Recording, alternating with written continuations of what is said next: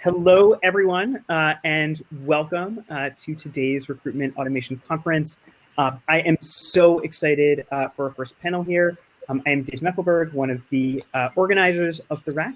Excellent. So welcome. Our first panel is on talent acquisitions, opportunity, and responsibility to tackle unemployment. Something of a keynote panel. We have a wonderful group of panelists here for you. It is my pleasure and honor to introduce the moderator for the panel, Mr. Gerry Crispin of CareerXRoads. So Gerry, I will let you hop on stage and take it away.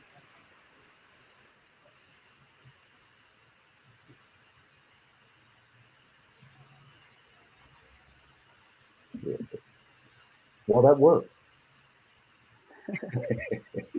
I love it. What you may not know as attendees is that you can only put about 4 or 5 people on stage one time. So this is a fun approach to working technology.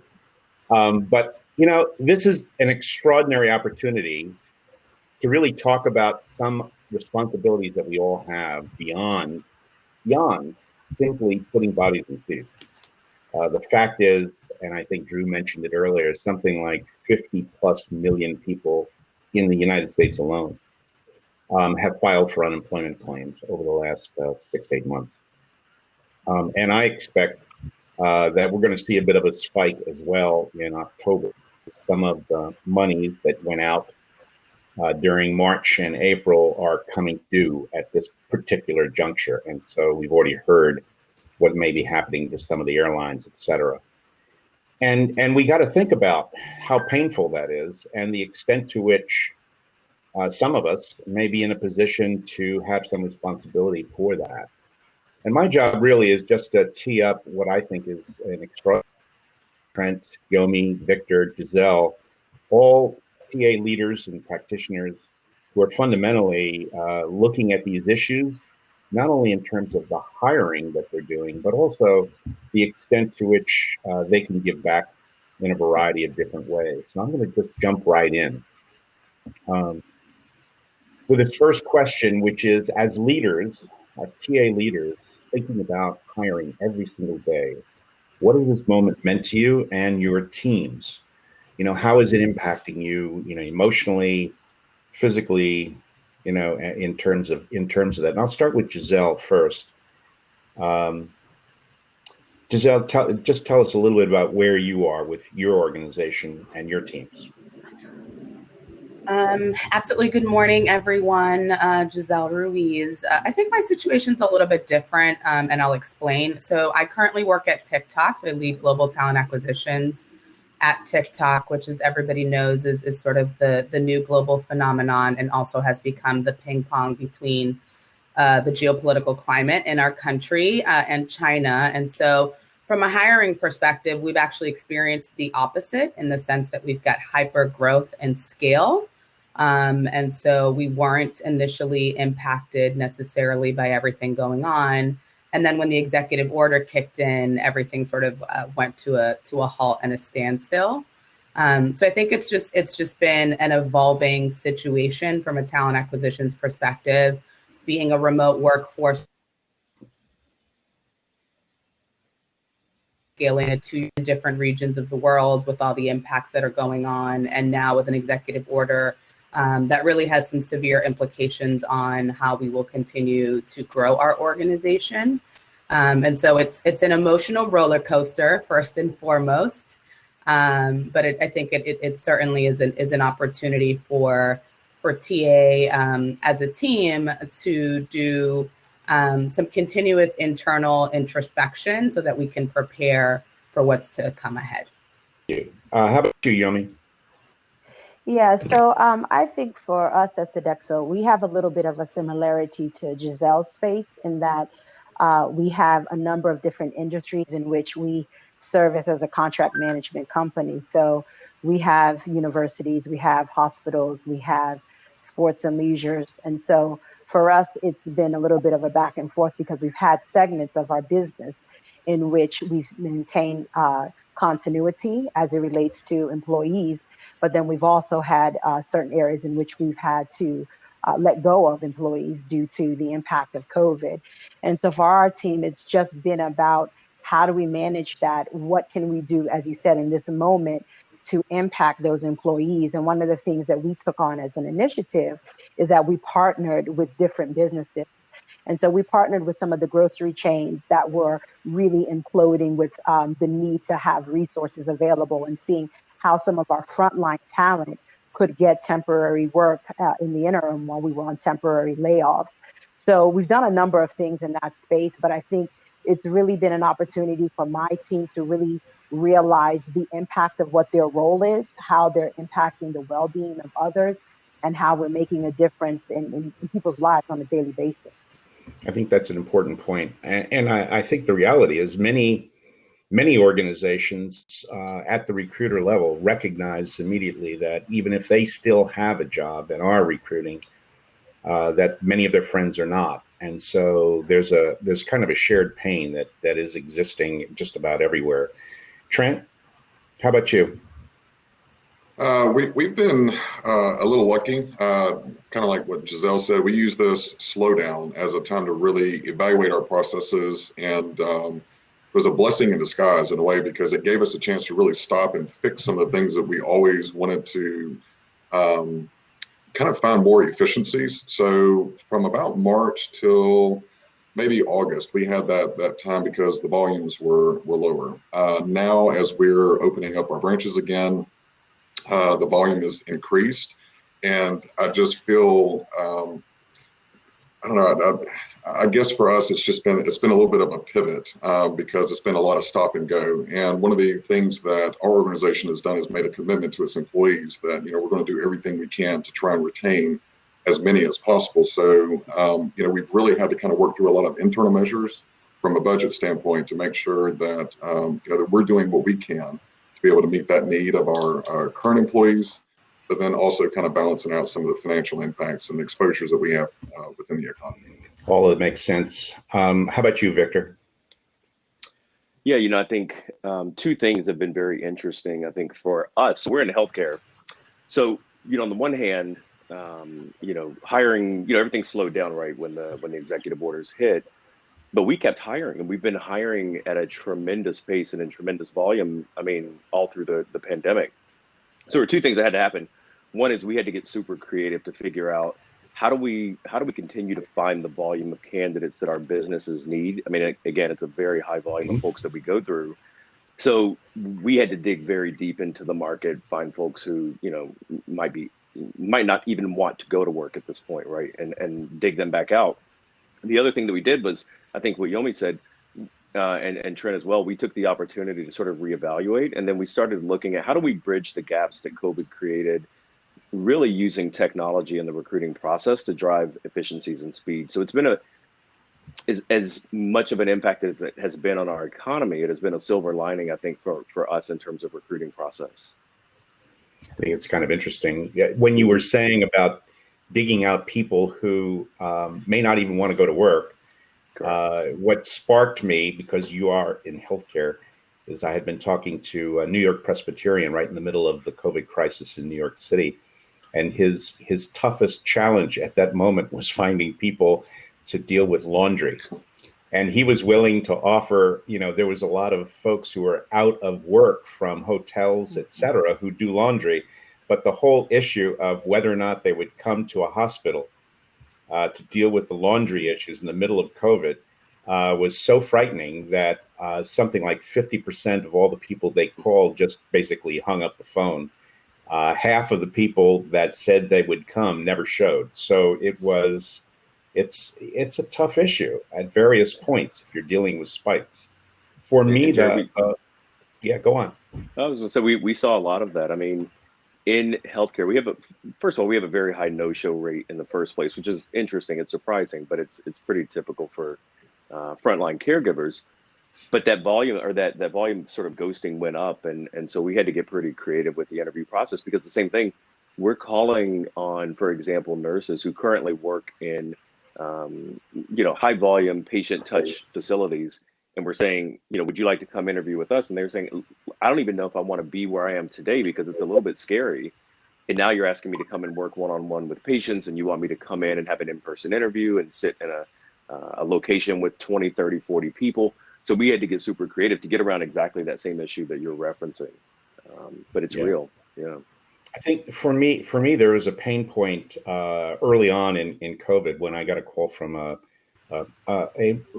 hospitality, a hotel TA leader who basically said that they were stopping hiring, that which was obvious, but that she was then tasked to be responsible for their approach to furloughing, and in 3 days she was expecting to furlough 125,000 workers. And when I heard that, you could hear in her voice the pain that she felt about what she was about to do. We usually are celebrating putting a body in a seat, but many of our colleagues and peers were heavily engaged in the furloughing activities, and so saw some of that pain issue.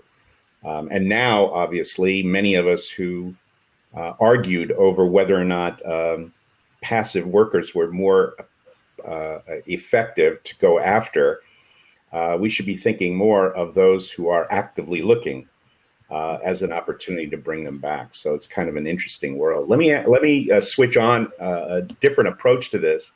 So for those of you, and many of you are actively hiring today, and dealing in some cases with spikes because things are coming back. How are you approaching getting people back to work at your organization? Is it just the furloughed folks? Are you engaging in some unusual activities or processes that you haven't in the past? Now, let me start with Trent on this. Yeah, we take a different approach to recruiting. We've applied some of the agile methodology, and we call it sprint recruiting. So just in a very quick nutshell, what we do is every 2 weeks, we meet with our client, and they have a budget of points. So, I'll sit down and go, hey, Gerry, you've got 25 open positions. You have 100 points over the sprint. So over the next 2 weeks, what is the most critical positions to get filled for your business? And it allows the business to define success for that sprint. And we had been doing it prior to COVID, and whenever COVID hit, the question was, do we still do this? And it actually proved to be a lot more effective in a pandemic than just normal recruiting cycles. Because at the time we had, we'll talk about our high volume side on the branch side. The lobbies weren't open, but we had to have a certain number of people there to be able to make sure that the branch was functioning. We had people out with COVID. We had people that were, that had decided that they wanted to leave the workforce because they were scared. So we have some pretty critical areas that we needed to get staff to be able to meet the needs of our clients and remain functioning. And the point system allowed us to be able to focus on what was most critical to our client. And then as a team, we were able to move resources around and kind of break down the traditional silos.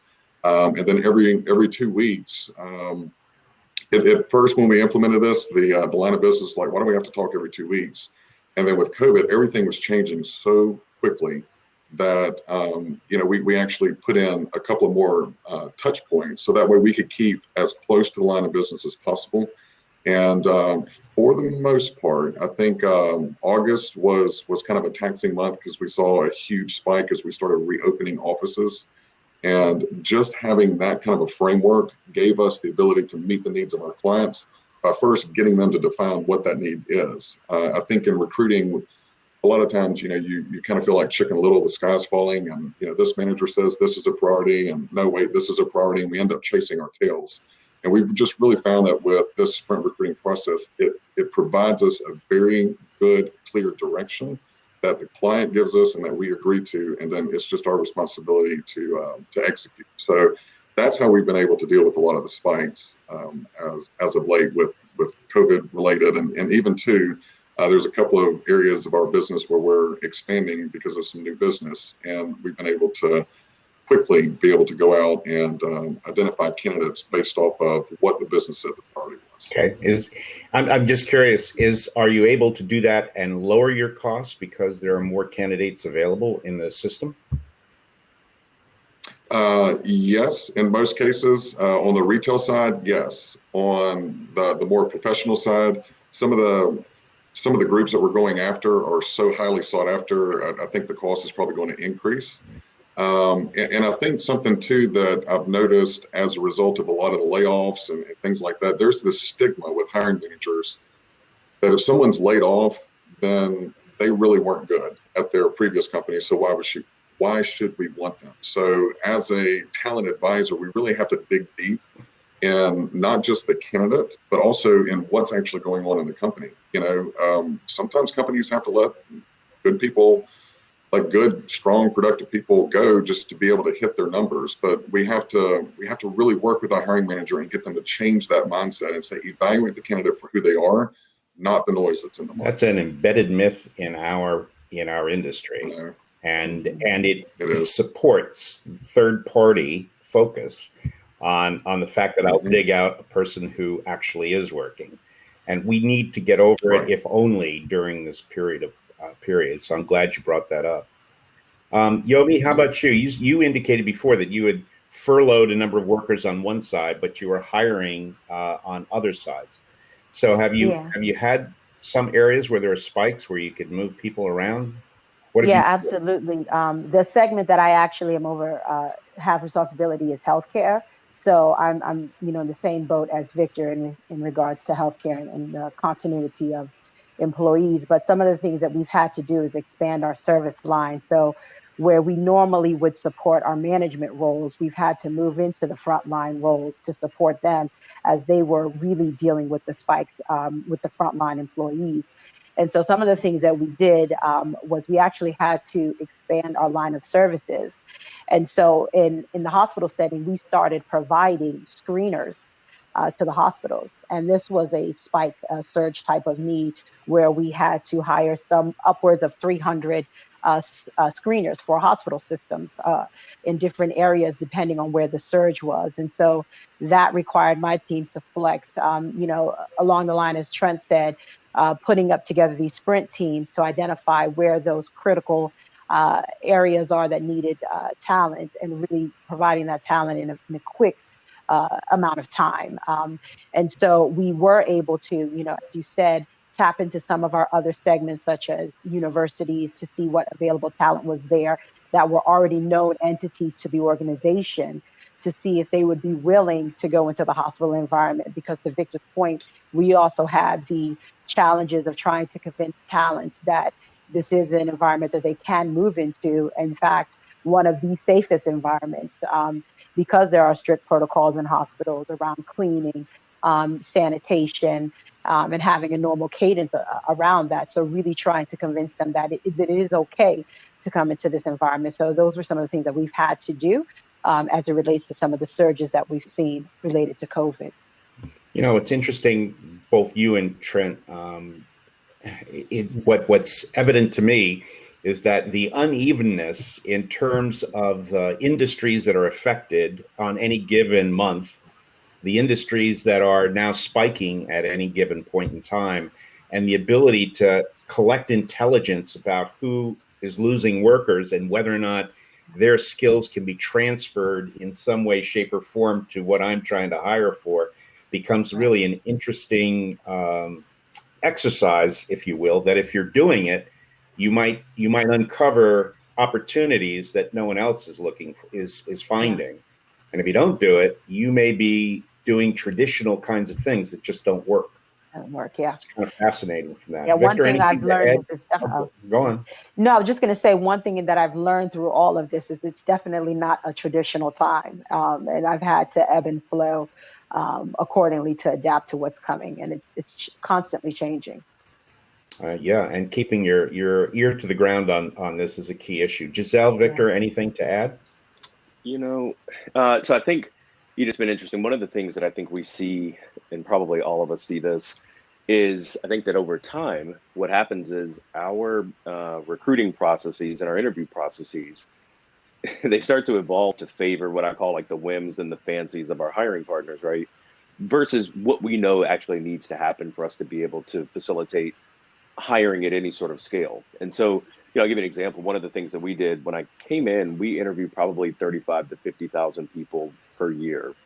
And I said, well, why aren't we doing more remote interviews? And the feedback that I got was, if you push that, you're going to get a lot of aggressive pushback on this concept. And I said, okay, fair enough. I'll leave it alone. Well, then COVID hit and sort of, sucker punched everybody. And literally overnight, as soon as we recognized this threat to our patient population, to our employees, to our candidates, we went to a virtual interview process. And so we essentially had to step in and sort of reassume the helm and say, listen, here's what we know needs to happen for us to continue to hire at scale. And if we continue to do it this way, it's not going to work.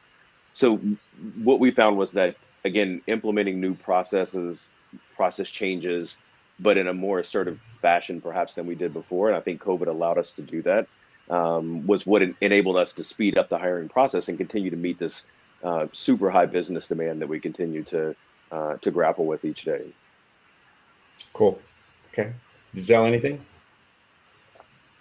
Yeah, again, I would just add, my situation is very different, but what I'm learning from this conversation is that the evolution for our future is really trying to proactively leverage even just some of the examples that have been shared here, like what Trent was discussing about the prioritization. I mean, we're an organization that has gone from, 400 people to 1,500 people in 60 days. We're committed to scaling to 10,000 and then 25,000 in the next 3 years. And the last thing we have is a pipeline issue, right? So again, I think for now, it's how do we actually do that in a smart and efficient manner and a thoughtful way? How do we advise and partner with our leadership and our hiring managers to be proactive around what is critical, what is priority, and the ever-changing, landscape of our work because of COVID. And now again, creating what is a remote workforce and us needing to be able to prepare for that in our business and in our specialty as well. So I'm sort of just soaking up all of the great examples that are being provided by the leaders on here. I love it as well, but I'll tell you what it tells me in terms of what you just disclosed was, if I were looking for a job, I would be looking for those kinds of companies that are talking about going from 50 to 1,500 to 10,000, because they're going to need a whole host of different kinds of skills and competencies.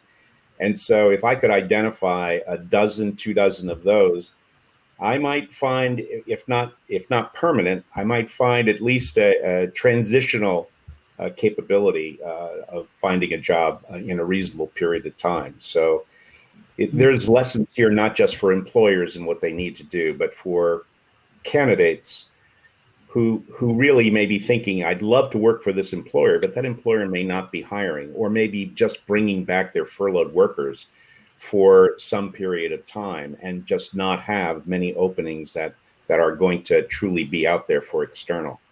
And Gerry, yeah, go ahead. I'm sorry to interrupt, but just something as I'm listening to the other panelists, I think that this is a very awesome opportunity for those of us that know that maybe our firm is going to be impacted and we're going to have to let go of a certain portion of our workforce.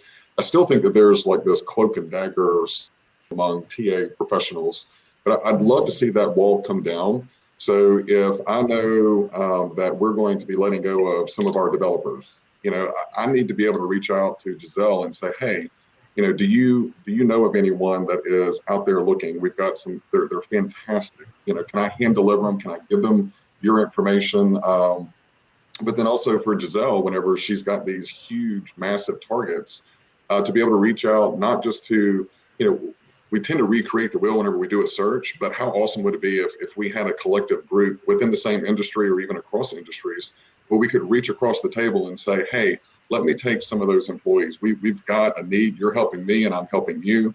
And for those in the HR world that have to deliver, I've been in the HR, the not fun side of HR. I always say the recruiting's the fun side of HR. Yeah. I've been on the other side where I've had to deliver those packages. I mean, it's just gut wrenching, but I'd love to be able to sit and go, hey, I know this sucks. I mean, at the end of the day, this sucks. I really hate to have to do this to you, but look, I've got 3 contacts that I'm going to give you their name, their number, they're expecting your email and your call.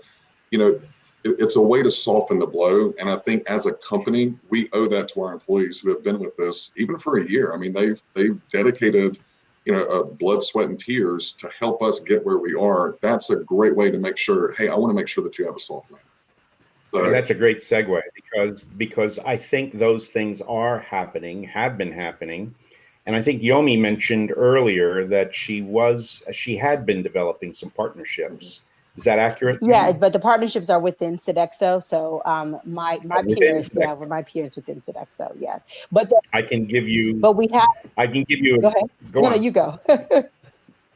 I was going to say I can give you a good example of one of the ones that sparked a whole series of these kinds of partnerships, Trent, and that is when Hilton laid off literally more than 100,000 workers.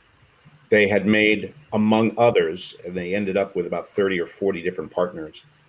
But one of their key early partners was CVS, and the head of TA there, Jeff Lackey, essentially worked with his internal organization to shift how they could hire people from weeks to literally a day or 2 days by basically accepting the fact that these workers had already been vetted in a variety of different ways and that the skill levels that they had were compatible to the skills that they were going to have to use at CVS. And that fundamentally he was going to hire them full time, but be willing to send them back when the furlough was over, if you will. And so he absorbed tens of thousands of workers through partnerships, and Hilton, as one example of one company that was making these partnerships directly. What's interesting about this is these were direct conversations between TA leaders throughout the United States to take care of these large parts of their large workforce. So there has been an underground that takes place, that has been taking place, but it would be really great to see more institutionalizing of this, so that there is a marketplace that everyone was using. Unfortunately, that doesn't exist. There's dozens of little marketplaces that different technology groups have set up, but not one that's kind of centralized in relation to that. Anybody else, though, work on a partnership or have developed a partnership with other TA organizations, for example, to either accept some of their people directly or provide them yours? We haven't, but I think it's any thought? I love the idea. It's brilliant. I mean, so right now you've got, like you said, you have sort of isolated marketplaces. You have paid marketplaces that some companies use, but there isn't anything, to Trent's point and Gerry, to your point, that we can leverage as TA leaders for our teams to say, hey, take impacted folks, place them here, tap into this resource for impacted folks. It's just a fantastic idea. I'm just thinking now how to operationalize something. In the short run, all of you have extraordinary networks. And the question is, do you keep your network advised? I mean, can you send them a link that says, hey, here are the folks we're furloughing. If you want, here's how you can help, if any of them fit within your framework. Now, I've seen that. I've seen that with Airbnb and a few others where they put it out maybe on LinkedIn or something like that. But if you think about it, many of you have personal networks of TA leaders that you've met and engaged over the course of a number of years.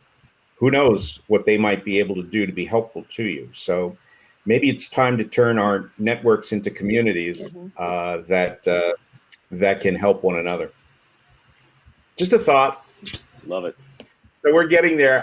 We've got about 10 minutes to go.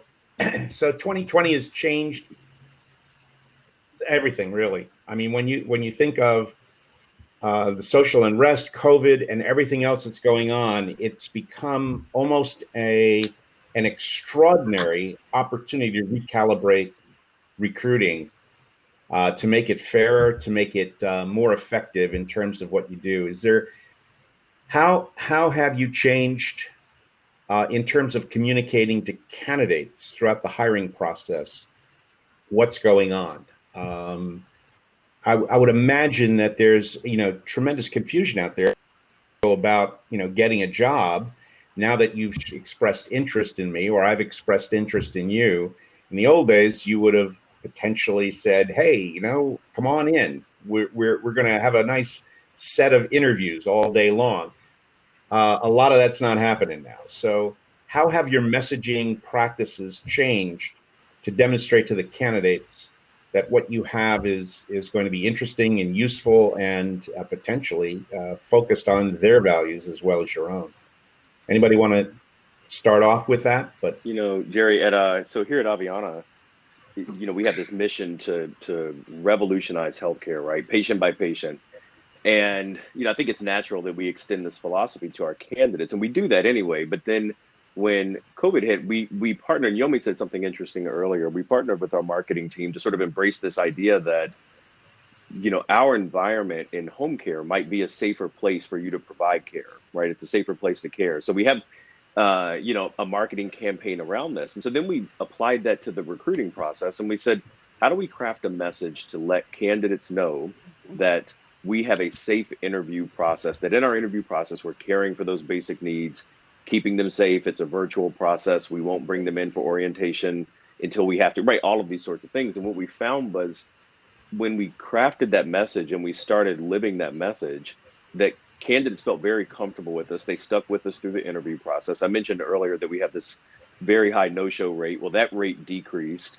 And then, candidates said to us that they felt like if we were caring for them this much in the interview process, that they felt confident we were going to care for them as employees. So that messaging was very impactful sort of through the entire life cycle for candidates and employees. Yeah, I'll just piggyback off of what Victor said. The same thing for us in our space. It was really about building that candidate confidence in us and allowing them to know that this is going to be a safe environment.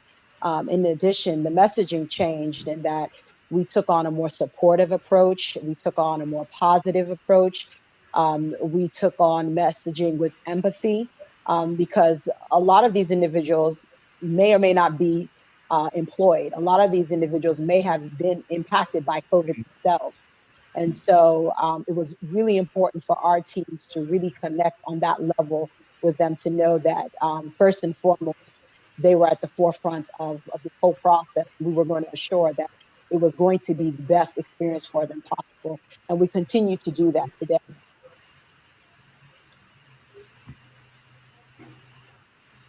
Super. You're welcome. Thank you, Yomi.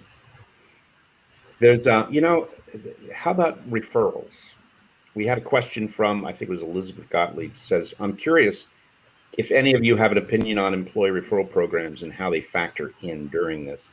It seems like your company's own employees will have a good pulse on who is out of work within their own networks, which is true. The question is, I'm sure all of you have some kind of referral program. The issue is whether or not you've kind of looked at it and said, we need to tweak this a little bit differently, and either pay a little more attention to it or run some kind of something. So I see you shaking your head, yes, Yomi. So I'll let you go first.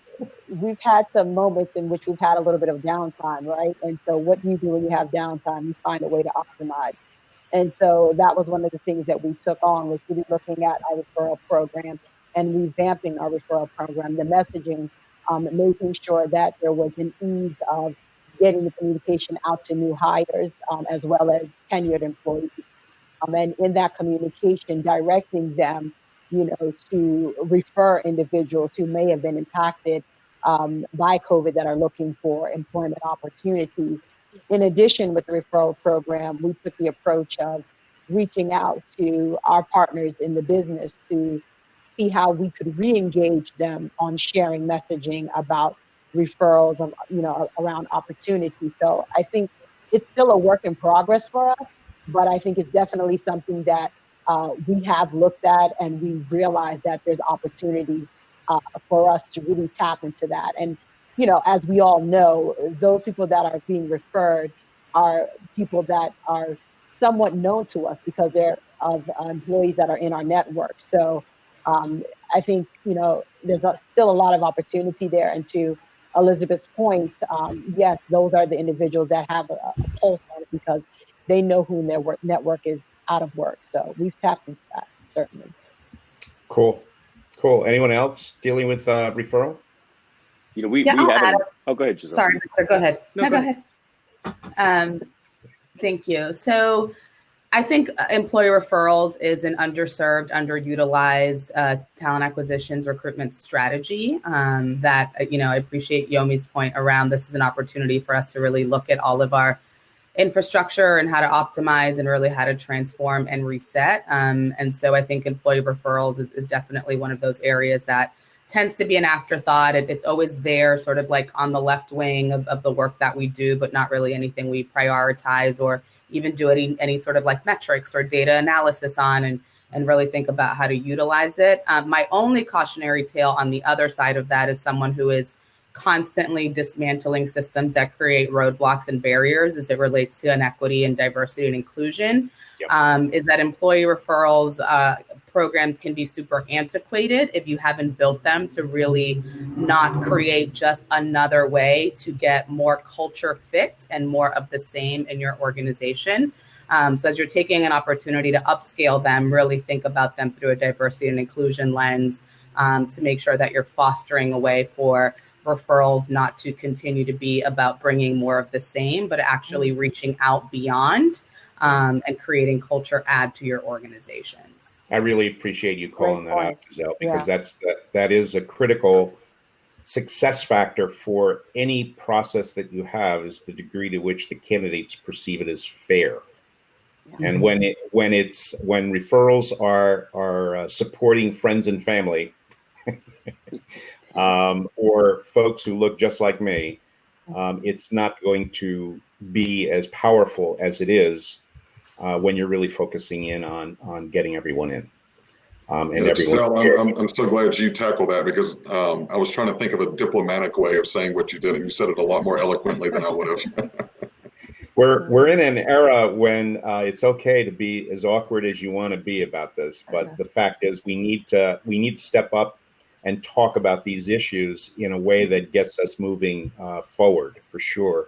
Another side of that is internal mobility. There's been a significant increase in our focus on thinking about what it is we may be obsoleting in our organization and whether or not we have a responsibility to help those people who will be obsolete to develop the skills, competencies, et cetera, to move to other jobs within our organization. And that internal mobility needs to open up. TA is only one part of that equation. Obviously, learning and development and talent management is another piece of that. And so those silos need to come down. And that was, I think that was sparked by a comment by Renata Samuel.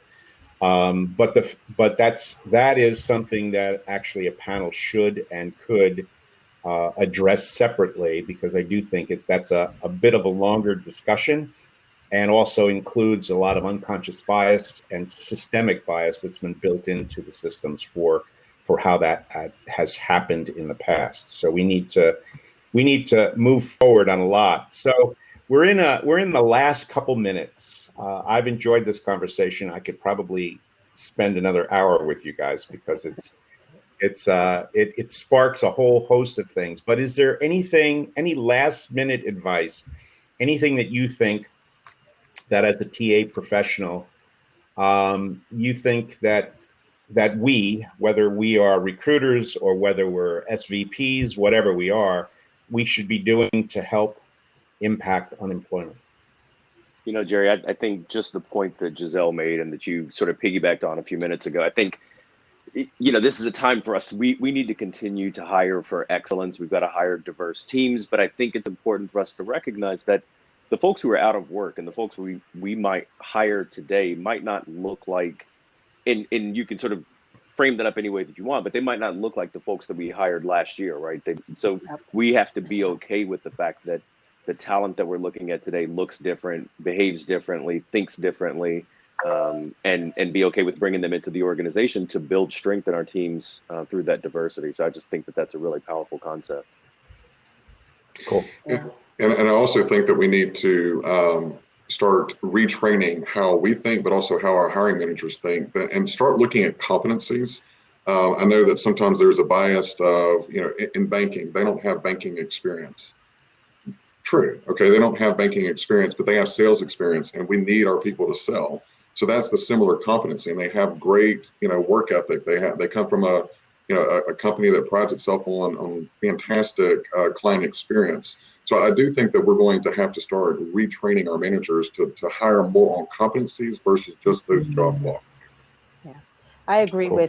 with everything that was said. The talent landscape has certainly changed, and I think if we are looking to get our teams to where we want to be tomorrow, we have to think differently. We have to be open-minded, and we have to be able to be willing to look at, as you said, Trent, talent from other industries, other sectors that can have skills that we can, transfer into our environment. And then for our internal talent, who do we need to upskill?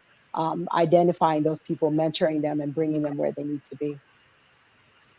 I would just add, Gisselle, any last comment? of course, I would just add that, it might be very altruistic of me and biased, but I think that there's nothing more important in an organization than your talent acquisitions function and really building out your workforce. And so we can look at this moment as doomsday, or we can look at it as an opportunity to be seen as a true partner and a critical part of all of our businesses, that we don't need to be so reactive and everything is operationalized and time to fill and headcount and all of these metrics that we're up against all of the time.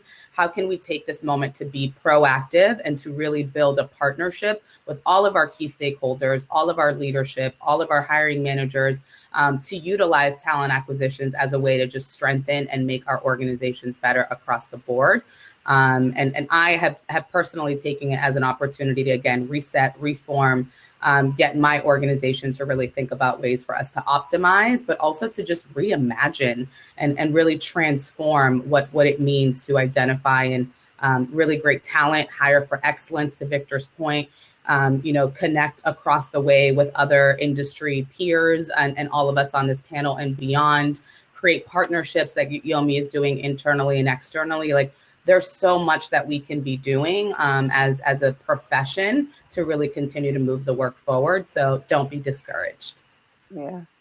Well, I love your bias. Yeah. I think we all do. and fully believe that we are the tip of the HR spear. So we should be out front leading the way more than anything else. And clearly I want to thank the four of you, because clearly you folks are.